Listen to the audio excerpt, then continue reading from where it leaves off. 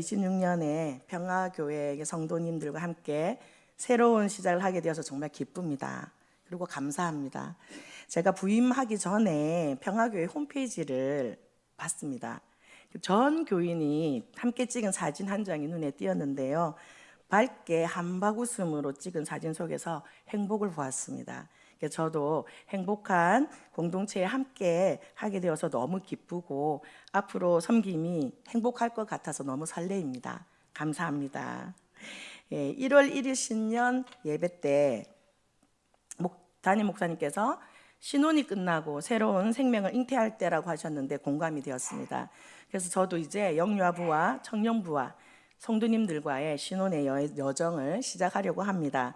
서로가 서로를 믿고 신뢰할 때 행복한 여정이 될 것입니다. 오늘 저와 함께 하시고 저의 삶의 흔적을 남겨주신 주님의 아름다운 이야기를 하려고 합니다. 믿음의 선배님이신 우리 성도님 앞에서 하려고 하니까 좀 부끄럽긴 한데요. 제가 그래도 저와 함께 하시는 주님을 소개해 보겠습니다. 오늘 본문의 말씀은 제가 가장 사랑하는 말씀입니다.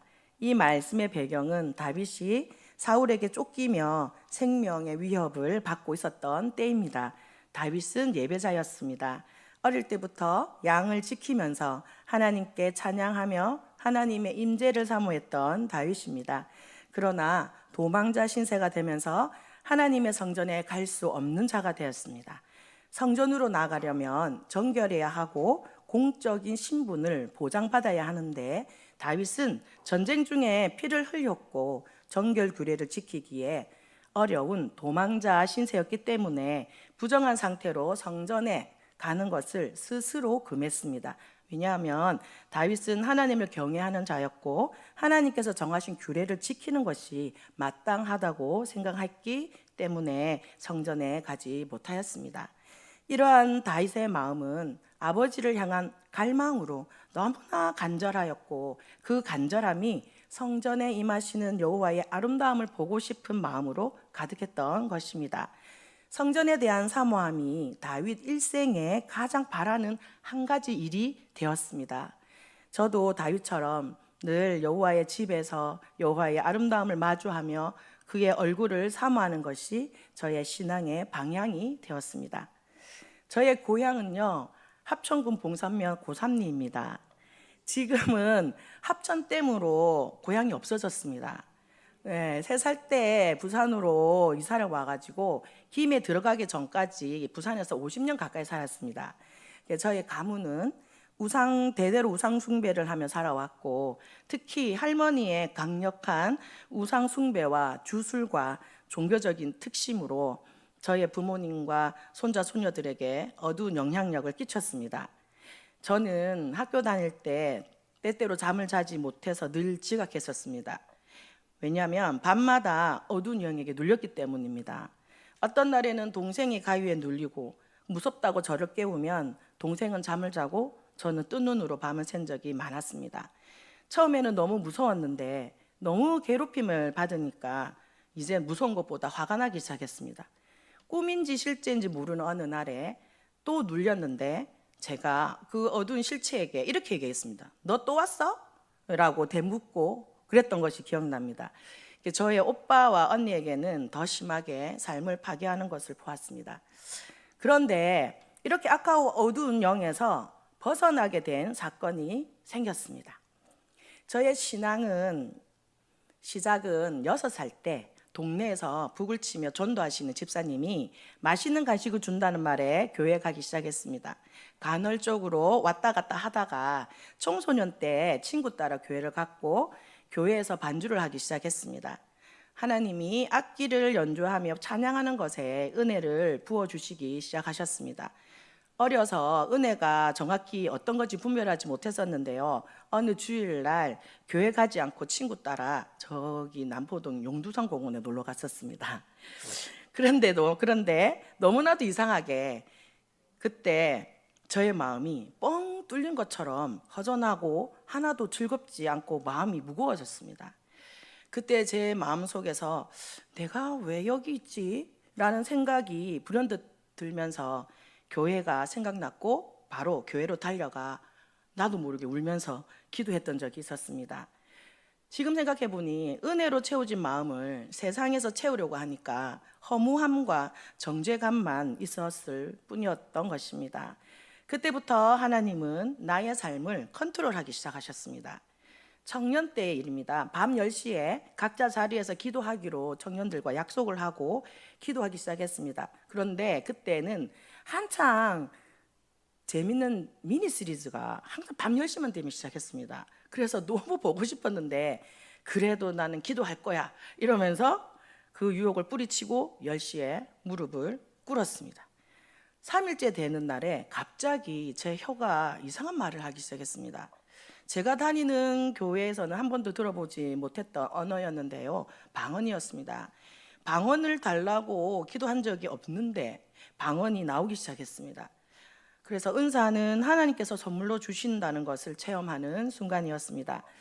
하나님은 주의 자녀들과 깊은 사랑의 관계로 친밀해지고자 적극적으로 다가오신다는 것을 깨달을 수 있었습니다. 방언의 은사를 받으니 저도 모르게 깊은 기도로 들어가게 되었고 그 기도의 바다에서 헤엄치며 자유롭게 하나님을 만나고 알게 되었습니다. 또 청년 때는 버스를 타면 말씀을 암송을 했습니다. 그리고 지혜롭고 현숙한 사람이 되게 해달라고 기도했었습니다.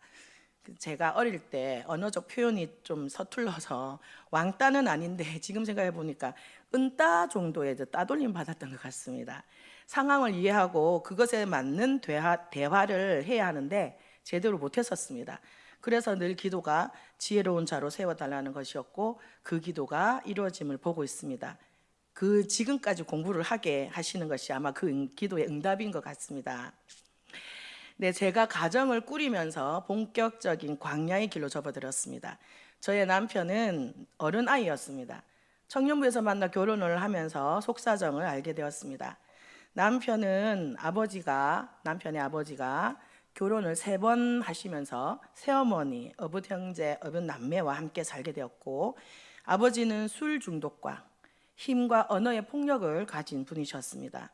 안타깝게도 남편은 주변의 악한 말로 인해 삶을 포기하고 살았습니다. 친어머니가 제 남편을 낳고 3개월 만에 산후 우울증인 것 같은데요, 약을 드시고 잘못된 선택을 하셨습니다. 시골 어르신들이 하시는 말씀을 지나가다가 듣게 되었는데요, 속된 말로 애미 죽인 자식이라는 말을 듣게 되었답니다. 그래서 그 이후로 정체성의 혼란으로 많은 어려움을 가지고 있었습니다. 다행히 교회를 다니면서 많이 좋아졌지만 어려움이 오면 문제 해결을 하지 못하고 숨어버렸습니다. 가끔씩 새어머니께서 저희 집으로 피해 오시는 날들이 있었는데 피를 흘리며 오셨고 폭력을 너무 힘들어했습니다. 칼도 들고 그렇게 하셨고 저에게 재떨이도 던지고 저희 아들에게 뺨도 때리고 그렇게 하셨거든요. 그 남편도 아픔이 치유가 되지 않았기 때문에 두 아들들에게도 대화다운 대우를 한 적이 없고 보살피고 돌봐야 한다는 인식도 없었고 그래서 아들들의 아픔도 커졌습니다. 그리고 또 언어 폭력이 심해서 제가 너무 힘들었습니다. 그리고 저희 친정 가문은 우상 숭배로 인한 죄가 가득하게 드러났습니다.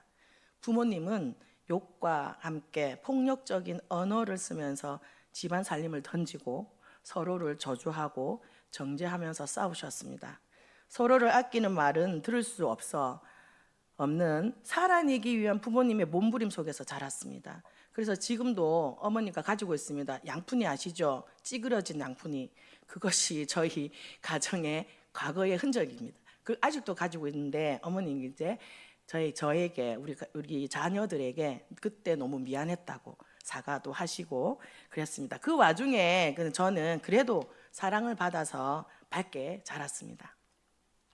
이렇게 힘든 현실에서 금요 철학 때 하나님께 부르짖으며 기도하기 시작했습니다.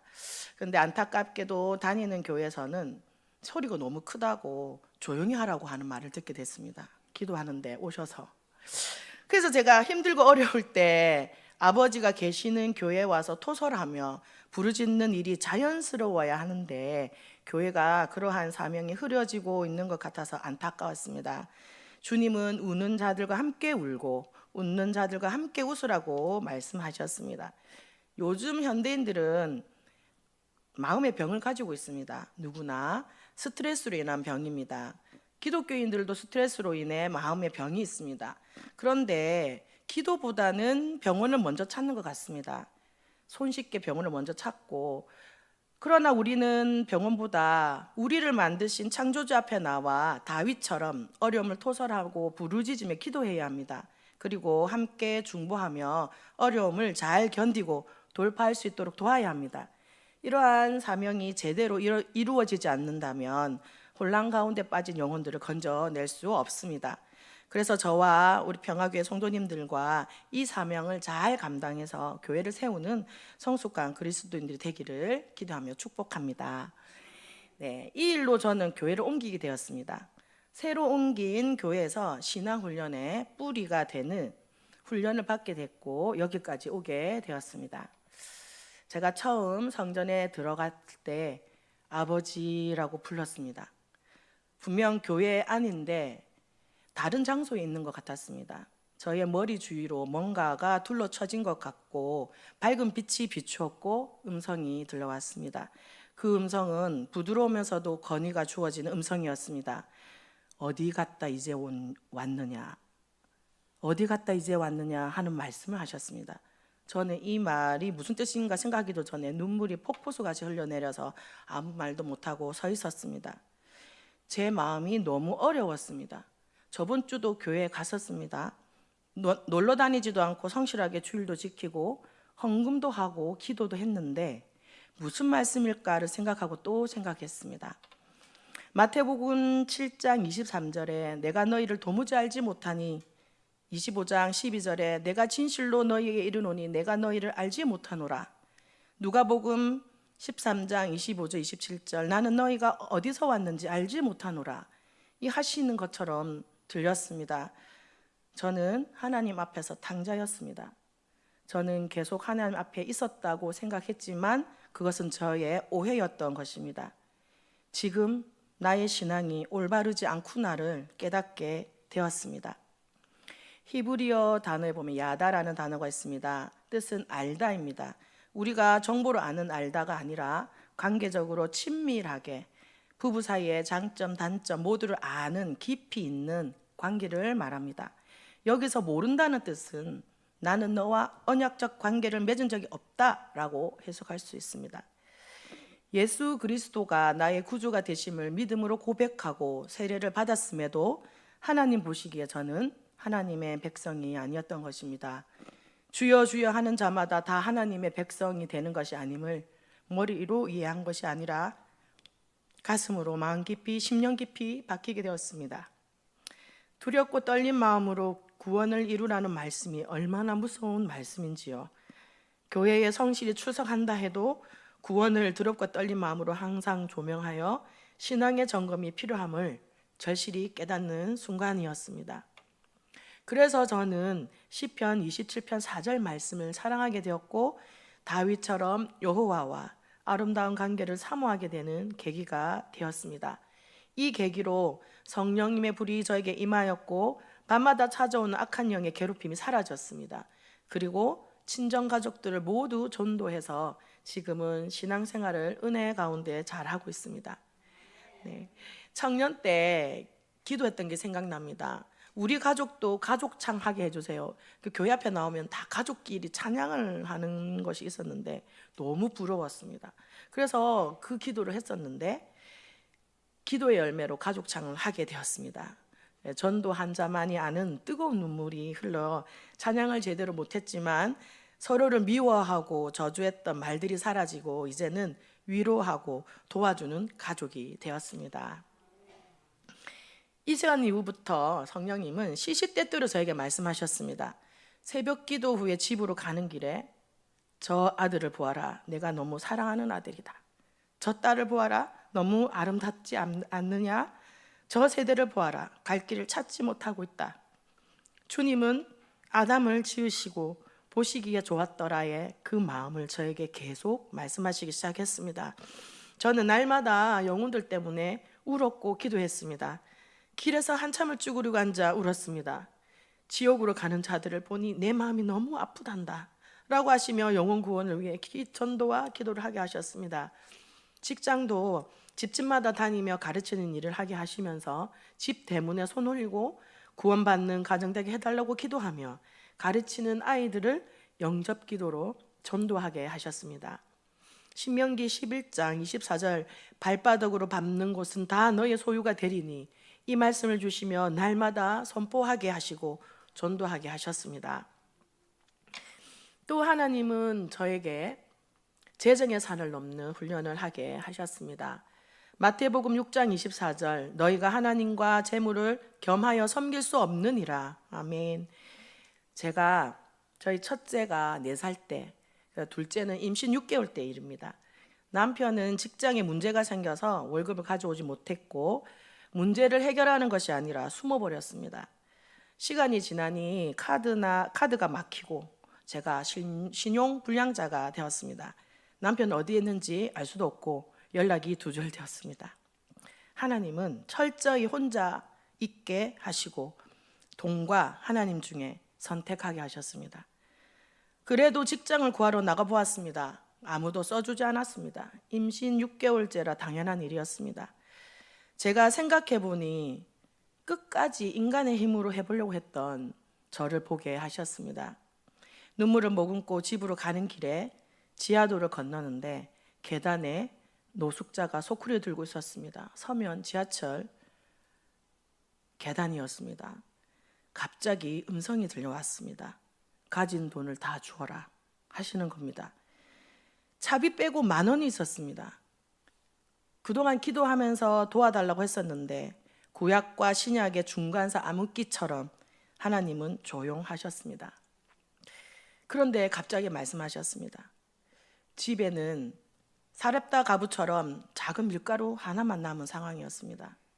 첫째도 뱃속아이도 저도 굶어야 하는데 선택을 해야 했습니다. 저는 죽기로 했습니다. 친정 식구들이 반대하는 결혼이어서 도움을 요청하지 못했고 또 그때는 예수 믿는다고 핀잔을 받을 때였기 때문에 더욱 그랬습니다. 그때 저의 마음은 주시는 자도 여호와시고 가져가시는 자도 여호와시니 알겠습니다 하고 돈을 주고 집으로 왔습니다. 예수님께서 십자가에 죽으실 때 이랬을까 하는 생각에 눈물만 흘렸습니다. 아무의 곳에도 가지 않고 집에만 있었습니다. 그런데 하나님이 일하기 시작하셨습니다. 전화가 오고 사람들이 찾아오고 재정을 보내고 먹을 것을 보내기 시작하셨습니다. 하나님은 저의 마음을 보셨습니다. 너는 이런 상황에도 나만을 사랑할 수 있겠니? 그런 마음에 감동을 주셨습니다. 저는 나의 나 된 것은 오직 주님으로부터 시작되었음을 고백하고 주님을 선택하였습니다. 주님의 특별한 돌보심으로 어려움을 지나게 하셨습니다. 그런데 왜 하나님은 얼마 되지 않은 10,000원을 노숙자에게 주라고 하셨을까 물음이 생겼습니다. 저는 아들 먹을 것을 위해 줘야 하니까 안 줄 수도 있었습니다. 그렇지만 죽기로 작정했기 때문에 움켜쥔 손을 펴서 다 내려놓았습니다. 하나님은 돈보다 하나님을 선택한 저를 보고 싶으셨고 아무것도 없는 빈손에서 주님은 일을 하기 시작하셨습니다. 주님은 길을 내시고 나로 하여금 오직 여호와께서 하셨다라는 고백을 듣고 싶으셨던 것입니다. 우리가 움켜쥐고 있으면 전능하신 하나님의 크신 능력을 보기 어렵다는 것을 깨닫게 되었습니다. 그런데 지나고 보니 호주머니에 손을 넣으면 신기하게도 항상 10,000원이 있었습니다. 그때 노숙자에게 주었던 10,000원이 떠올랐습니다. 주님이 저에게 남겨주신 흔적이었습니다. 내가 너와 항상 함께 있단다 라고 마음에 감동을 주셨습니다. 이렇게 재정의 산을 넘으니 무서울 게 없었습니다. 주님이 나의 능력이고 생명이기 때문에 세상을 감당할 능력을 부어주셨습니다. 두려움과 초조, 근심, 걱정, 염려를 하지 않게 되었습니다. 제가 긍정적이고 밝은 성격이지만 어려움 앞에서는 힘을 잃었었습니다. 그런데 지금은 환경이나 상황을 넘어서 기뻐할 수 있는 것은 제가 세상의 주인이신 아버지를 소유했기 때문입니다. 이 일로 인해서 세상 사람들이 힘들고 어려울 때 왜 안타까운 선택을 하는지 그 마음을 알게 되었습니다. 그들에게는 예수님이 안 계시니 더 두렵고 무서웠을 것입니다. 이러한 이웃들을 위해 관심을 가지고 기도하게 되었고, 우리도 어려운 이웃들에게 관심을 가지고 기도하며 우리 함께 전도하기를 축복합니다. 또 주님은 중보기도의 훈련을 하게 하셨습니다. 예레미야 애가 2장 11절, 내 눈이 눈물에 상하며 내 창자가 끊어지며 내 간이 땅에 쏟아졌으니. 아멘. 예레미야의 눈물의 중보는 너무나 가슴 아픈 현실을 적나라하게 말해주고 있습니다. 하나님은 저에게 나라를 품고 기도하게 하셨는데 그 중에 하나가 북한입니다. 북한의 실상이 너무나 참담하고 예레미야 시대에 무너진 이스라엘 상황과 비슷했습니다. 굶주리는 아이들과 길에 쓰러진 시체들과 우상 숭배로 인한 핍박과 고문으로 인한 인간 실존을 무너뜨리는 악함이 지금도 여전히 진행되고 있습니다. 저는 북향민을 섬기고 기도한 지 20년째 됩니다. 중보를 할 때마다 가슴이 아파서 기도를 할 수 없는 때가 있었습니다. 어느 날이었습니다. 예레미야가 2장 11장 말씀을 체휼하게 되었습니다. 매주 북한을 위해서 기도하는 장소에서 오늘따라 2명만 기도하게 되었습니다. 그날은 성령님의 강력한 인도가 있었습니다. 사연들을 읽고 기도하는데 내 마음이 내 마음 같지 않았습니다. 눈물과 함께 가슴이 찢어지는 고통을 느꼈습니다. 너무나 고통스러워서 뒹굴기 시작했습니다. 함께 기도하던 집사님도 울부짖기 시작했습니다. 점점 배가 아파오는데 너무 고통스러워서 바닥을 긁기 시작했습니다. 그런데 내 이성은 너무나 말짱했습니다. 내가 왜 이러고 있나 생각하니 나의 정신과 이성과는 아무런 관계가 없는 어떤 힘에 의해서 고통 속에서 울부짖고 있었습니다. 정말 간이 쩌릿쩌릿했습니다. 이 고통은 어디서 왔는가 질문하며 한참을 기도하는데 하나님께서 북한의 성도들과 백성들의 고통을 나의 온몸으로 체휼하게 하심을 알게 되었습니다. 저는 불쌍하게 여기며 북한을 위해 기도한다고 일만의 오만함과 자만이 있었습니다. 하나님은 저에게 너는 그들의 고통을 얼마나 아느냐 라고 하셨습니다. 그 아버지의 그 아비의 절절한 자식을 향한 마음과 저들의 고통을 아주 조금 알게 되었습니다. 제가 기도한다고 우쭐대었던 교만함이 무너지고 너무나 미안하고 죄송한 마음이 들었습니다. 내가 과연 북한에 태어났더라면 내가 견딜 수 있었을까 하는 질문 가운데 고개를 돌릴 수밖에 없었습니다. 하나님께 감사하며 더욱 겸손하게 기도로 섬기기를 다짐했습니다. 제가 섬기고 있는 북향민들은 대부분 고문과 인격, 말살의 과정을 통해 자유를 찾아온 분들입니다. 북한과 북향민들을 위해 함께 기도하는 우리 평화교회가 되기를 축복합니다. 또 저를 훈련시킨 것은 선교였습니다. 이스라엘과 북한, 일본을 품고 기도한 지도 같이 품어서 20년이 되어갑니다. 이스라엘은 하나님 아버지의 장자로 말씀을 받은 민족입니다. 이방인들은 이스라엘에 접붙임 받은 자들입니다. 그래서 예수 그리스도를 모르는 이 민족을 위해 기도해야 하는 책임이 있습니다. 통계에 따르면 많은 이스라엘 사람들이 예수님을 영접하고 있다고 합니다. 메시아닉주라고 하는데요. 전통 랍비들도 예수님께 돌아오는 역사가 일어나고 있습니다. 너무나 감사한 일입니다. 이스라엘 땅을 처음 밟았을 때 주님의 무거운 임재를 체험했습니다. 하나님은 이스라엘을 버리지 않으셨고 돌아오기를 기다리고 계십니다. 그리고 일본을 열어 보여주셨습니다. 처음에 그 땅을 밟을 때 왜 제가 가야 합니까? 라고 물었습니다. 주님은 활을 보여주셨는데 화살이 없었습니다. 활 시위를 당길 자가 없다라고 말씀하셨습니다. 활 시위를 당겨야 화살을 쏠 수 있는데 부흥의 화살을 쏠 자들을 주님이 찾고 계셨습니다. 저는 4번 정도 일본을 다녀왔습니다. 한 번은 선교사님 교회에 출석하시는 어느 할머니께서 제 손을 잡으시며 한국말과 일본말을 섞어가며 말씀하셨습니다. 이분은 일본으로 건너가 일본인과 결혼한 한인 2세의 할머니셨습니다. 할머니께서 일본이 한국에게 잘못한 것을 용서해 주세요 라고 말씀하시면서 눈물을 흘리셨습니다. 저는 깜짝 놀랐습니다. 제가 하나님께 일본이 우리나라를 힘들게 했는데 왜 전도해야 하나요? 라고 반문했었습니다. 우리 선조들이 너무 힘들었기에 요나와 같은 마음으로 복음을 전하기에 마음이 편치 않았습니다. 그런데 주님은 일본을 위한 중보와 복음을 이루기 위해 아무것도 아닌 저를 사용하시고자 할머니를 통해 용서를 구하게 하셨습니다. 제가 주님을 경험하며 할수록 살아계신 하나님을 부정할 수 없게 하십니다. 또 한 번은 일본에 도착하자마자 7.8 지진이 있었습니다. 선교사님의 교회에 전등이 떨어지고 거울이 깨지고 지붕이 떨어지는 흔들림 속에 제가 아들들과 함께 있었기 때문에 두려움이 정말 컸습니다. 그런데 일본 사람들은 너무나 조용했습니다. 바깥에 나가보니 적막한 가운데 헬리콥터만 다니고 있었습니다. 그들은 집안에서 피해 있었지만 지붕이 무너지면 그대로 죽는 것입니다. 그 어둠과 고요함 속에서 일본인들은 두려움이 너무 커 이제는 체념하고 있는 듯 했습니다.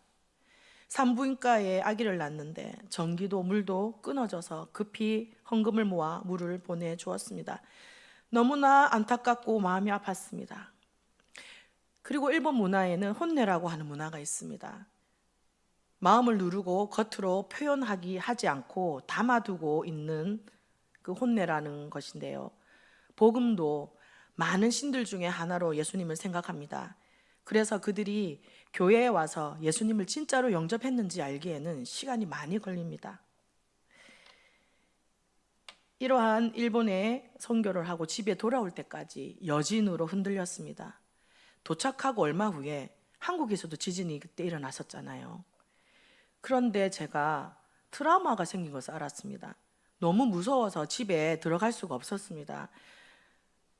하나님은 이 경험을 통해 일본 사람들의 마음을 더 깊이 알게 하셨고 일본을 향한 마음을 더 짙게 하셨습니다. 활 시위를 당기는 것만 하면 화살은 멀리 날아갑니다. 길고 긴 기도의 향이 항아리에 가득 채워지는 순간 복음은 아주 빨리 일본 땅을 덮을 것입니다. 순교의 피가 가득한 일본 땅에 이 불쌍한 영혼들을 살릴 수 있도록 저와 평화교회가 함께 기도하기를 소망합니다. 이렇게 신앙의 여정 속에서 하나님께서 훈련하시고 깨닫게 하시고 체험케 하셨습니다. 그리고 저를 사명자로 부르셨습니다. 특히 하나님께서 기도 중에 다음 세대들을 보여주셨습니다. 한 장면은 분노와 억울함으로 격하게 울부짖는 모습과 한 장면은 혼자 골방에서 고개 숙이며 고립되고 더 고립되어 울고 있는 모습을 보여주셨습니다. 그리고 다음 세대들을 위하여 훈련시킨 것이 있는데 몬테소리 교육이었습니다. 7년을 다니면서 무엇을 발견해야 하는지 알 수 없어서 울면서 다닌 기억이 있습니다. 저는 가정교육보다 살기 위해 몸부림치셨던 부모님 아래에서 자랐기 때문에 제가 제대로 된 양육이나 돌봄을 받지 못했습니다. 그래서 아이들 속에 있는 보물과 어려움의 이유를 발견하지 못했습니다. 어느 날 말씀을 묵상하는데 창세기 2장 19절 말씀에 아담이 창조적으로 이름을 짓는 것을 보면서 아이들에게는 아담같이 창조성이 있음을 발견하였습니다. 또 하나님이 아담이 이름 지을 동안에 간섭하지 않고 지켜보고 있음을 발견하게 되었습니다. 그렇습니다. 우리 아이들은 태어날 때 하나님의 형상인 하나님의 DNA를 가지고 태어났습니다. 그리고 부모나 교사는 양육할 때 간섭하거나 답을 알려주는 것이 아니라 하나님처럼 지켜보며 기다려야 한다는 것을 깨닫게 되었습니다. 어느 날 아이를 관찰하는데 보이기 시작했습니다.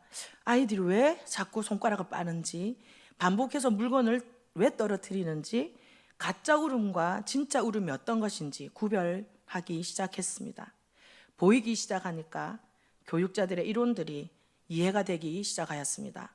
하나님은 다음 세대들을 위해 저를 부르셨고 훈련을 받게 하셨습니다. 다음 세대들이 많이 아픕니다. 사랑이 넘쳐서 아프고 사랑이 부족해서 아픕니다. 하나님께서는 우리를 지으신 분이십니다. 그래서 우리가 아프면 어디가 아픈지 잘 아시는 분도 하나님이십니다. 하나님은 우리에게 DNA를 심어주시고 하나님은 우리의 DNA 설계도를 가지고 계신 분이십니다. 그래서 우리가 아플 때는 하나님께 나아가야 온전히 회복될 수 있습니다. 그래서 저는 다음 세대의 회복을 위해 여호와의 집에 살면서 여호와의 아름다움을 바라보기를 실천하고 있습니다. 네, 말씀을 맺겠습니다. 여호와의 집에는 모든 것이 있습니다. 내가 주 안에, 주가 내 안에 거할 때 지혜와 회복과 열매가 저절로 맺힙니다. 다윗은 성전에 오고 싶어도 올 수 없었습니다. 그렇지만 우리는 언제든지 성전에 올 수 있습니다. 그러면 우리 마음의 성전은 어떻습니까? 주님께서 우리 몸은 성전이라고 하셨습니다. 이 성전은 움직이는 성전입니다. 길을 갈 때나 집에 있을 때나 학교에 있을 때나 직장에 있을 때 우리는 늘 여호와 하나님과 함께 있습니다. 마음의 성전에서 하나님과 교제하고 만날 수 있습니다. 성전은 아버지를 사모하며 찬양하고 영광을 올려드리며 예배하는 곳입니다. 그래서 이 마음의 성전에는 하나님의 임재로 가득하게 되는 것입니다. 그 임재는 성령님의 충만함입니다. 2026년에는 말씀으로 마음의 성전을 채우고 성령님의 통치로 다스림 받으며 찬양의 향기로 마음의 성전을 지키는데 힘을 쓰며 성령 충만함으로 주님과 깊은 사귐으로 감사와 기쁨이 넘치는 저와 평화와의 교회 성도님들이 되시기를 기도하며